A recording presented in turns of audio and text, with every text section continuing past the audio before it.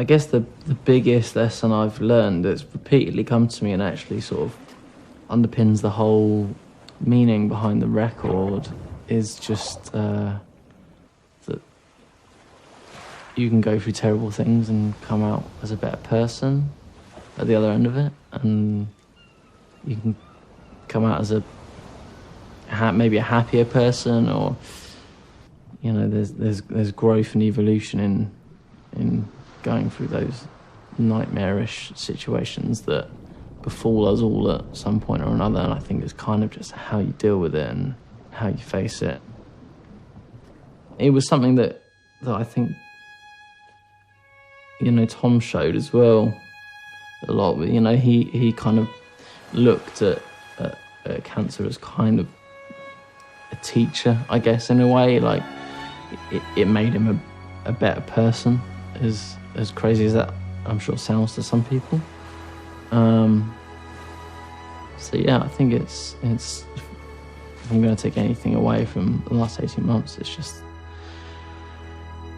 pain is inevitable and sometimes necessary, and some people disagree with it, but like if you're not going to use suffering as an opportunity to grow and evolve and become a better person, then what's the point, you know? Architects guitarist Tom Searle has died aged 28. We've been touring the world for over 10 years, put out 8 albums. Just like my life. Tom was the main songwriter, he wrote everything. But the band are currently unsure about their future. And I think people would completely understand if we were just to go, we can't do it. A massive part is just like, oh, we've got to keep this alive for Tom. We've got this massive, like, legacy. We have been a band for fucking 13 years and 7 albums. It's really like holding on to smoke. Just that new reality, you know what I mean? I felt protective over Tom's legacy. I can't think of any situation like it. You couldn't really think of anything more personal. His twin brother and Architects co-founder Dan remains the band's drummer. I can't tell. Oh yeah, just keep saying. I just want to hear where else.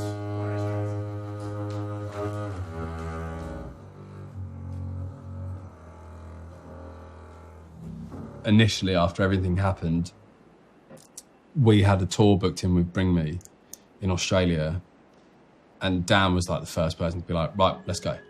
It was the right thing to do in the sense that like there would be no point in just sitting around and being stationary and just having all these emotions and just kind of general disorientation about everything. Since the first outing as Architects without Tom, it was like a massive deal. But it was important. But it was definitely a very unique time to try and just that new reality, you know what I mean? And then came home for a couple of weeks and then did a European tour that finished in the UK at Brixton. And pretty much straight after that, maybe within the month after that show, Josh sent me a couple of songs and I sort of took them apart and made them into, you know, that Architect's kind of character. I suppose that was the moment that I realised, oh, okay, well, so we could do something here. I didn't maybe realise how much I'd learnt from him until we started writing. And I would be like, well, okay, I can do this. I remember doing this. And, you know, the way Dan would give me an idea or the way he would sing it, it would be like, this is so crazy. It's almost like Tom's still here. Trying to make an album after something like that's happened comes with all sorts of insecurities and all sorts of challenges, but really Dan has kind of pushed everyone through that, and he's pushed himself through it as well. My brother was the songwriter. He has died and we're carrying on without him, and then I've written the album about that. So it sort of like has engulfed, it engulfed my life, and everything to do with it is about my life. So you couldn't really think of anything more personal. Then Josh would start sending Dan songs, and then Dan would start reworking them, making them more sort of like architectsy, and then Josh was sort of figuring out the way we worked, and then Dan was managing to like make songs that Tom had left into like 3-minute songs. I think we all knew in the back of our minds that Josh was going to be playing with us. He came into the fold, he already had material to contribute, and from then on it was okay, we have a starting point. You know, Josh was someone who was sort of historically been in and around the band. And yeah, you know, he was someone who spoke at Tom's funeral. He's someone who's close to us, and he's someone that Tom had said he wanted to play with us, so.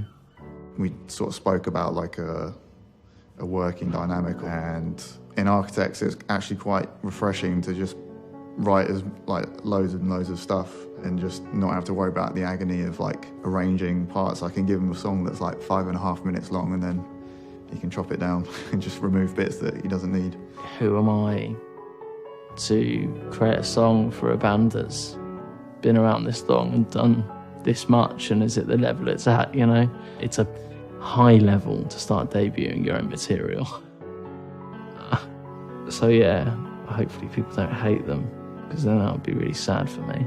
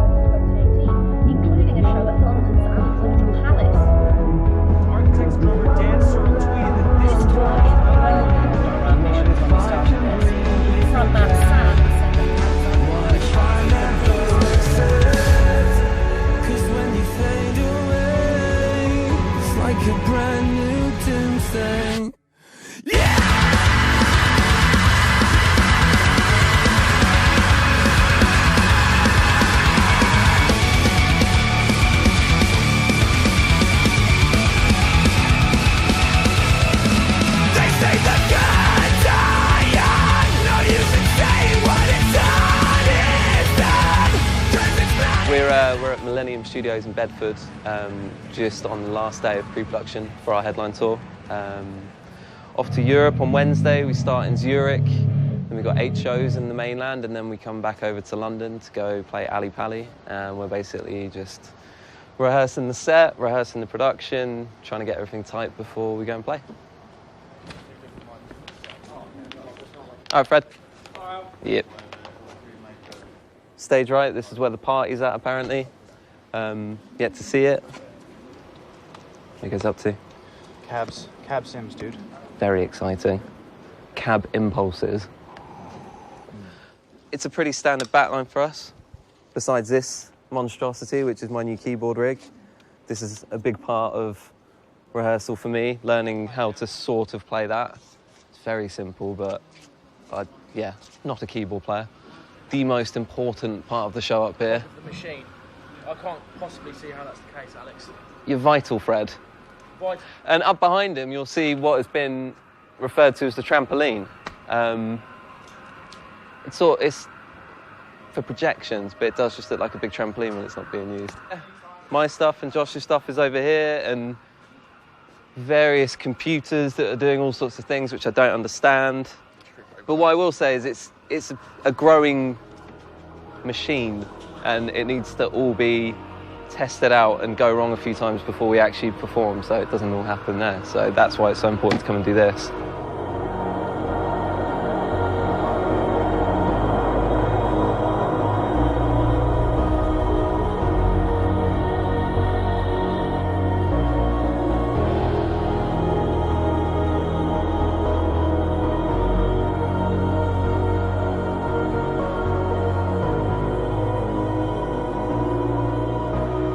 Some of those nights in Europe, in fact every night of that tour, was ridiculous.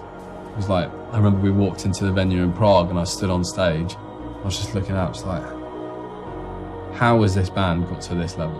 How are we playing venues this size? Everything this band has been doing, considering what our style of music is like, seems surprising to me.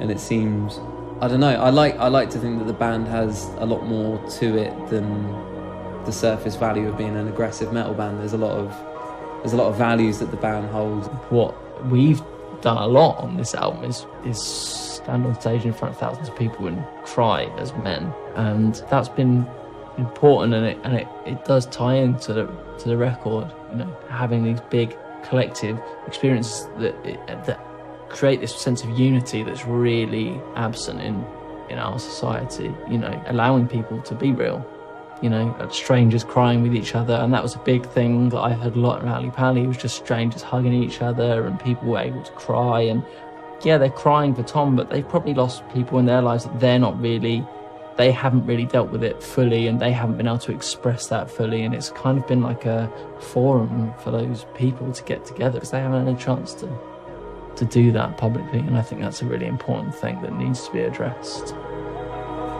You know, there's obviously there's a story to the band, and I think people are invested in us as a group of people as well now. So it's not just about like, oh, this album's cool, let's go and see this band live. It's more about like, I don't know, it feels like people want us to do well, and I feel like that translates to us being able to sell out Ali Pali.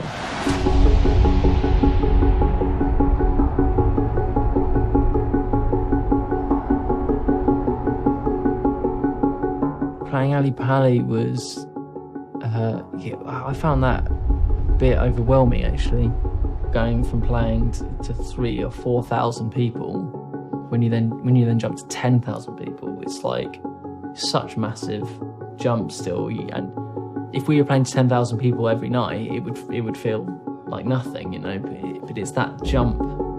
It felt like a big roll of the dice, and the way that people reacted to it once we announced it, and the way that, I don't know, it felt almost kind of not real, in the sense that it's quite a difficult thing to process, because it was such a big occasion for us, and it was such like I don't know, it felt like such a leap from everything we had done before.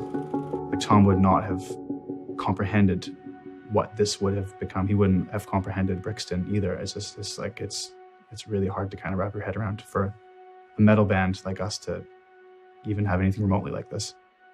Ali Pali was strange for me, because it was like you waited so long for it, and then you get to the day and you're like, how has this been sold out? You're walking around the venue and walking in, just like, you wait months for it to happen, and then it's there.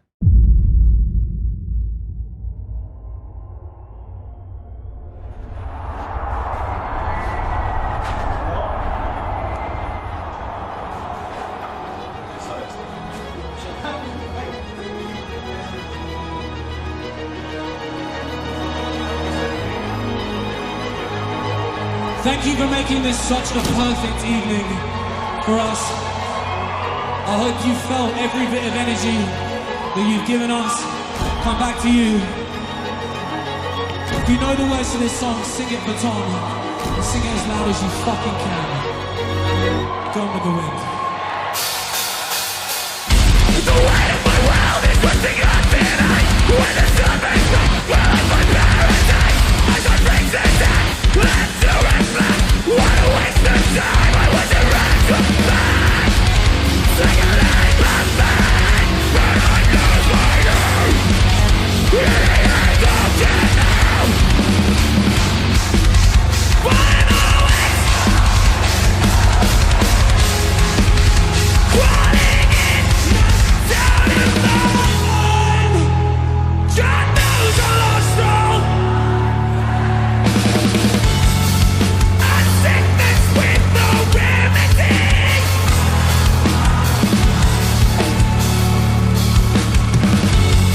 You ever wonder how deep into disintegrate, annihilate? Annihilate me.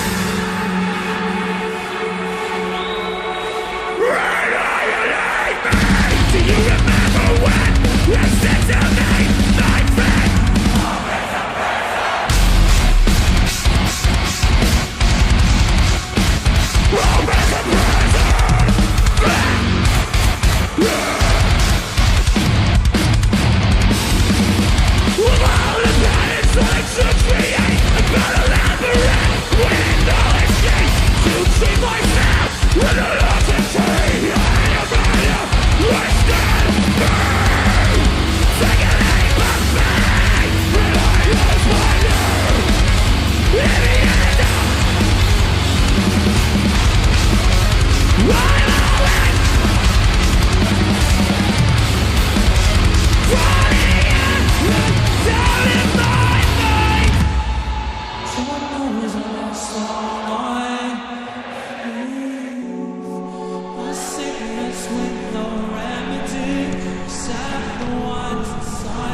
I got something to say.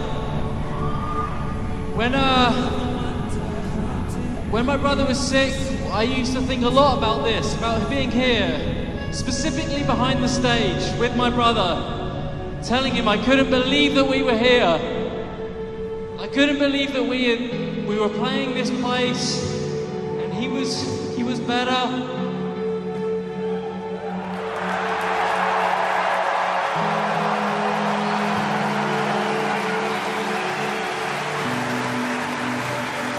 It's at least 50% proof that manifestation is true, because at least his music is here, we are here, and you guys made it possible.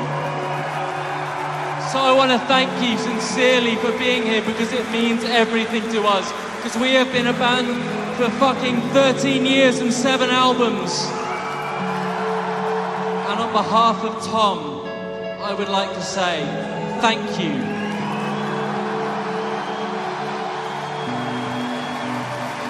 Because he would be tearing up looking at 10,000 people here to see us play his songs. He would not fucking believe it.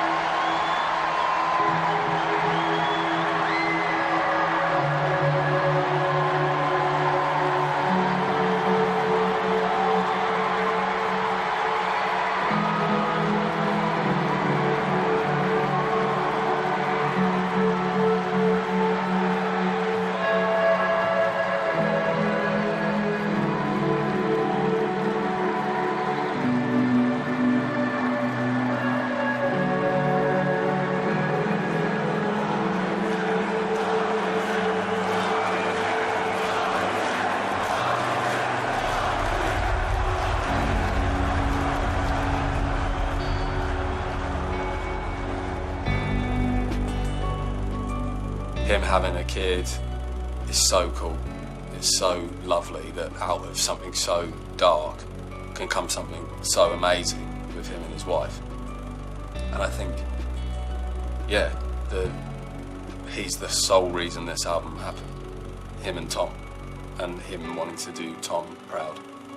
And I think everything that we had learned from touring with those two, the rest of us, it was like, whatever you need, we'll go. I think Tom would be really proud of all of us, but Dan in particular.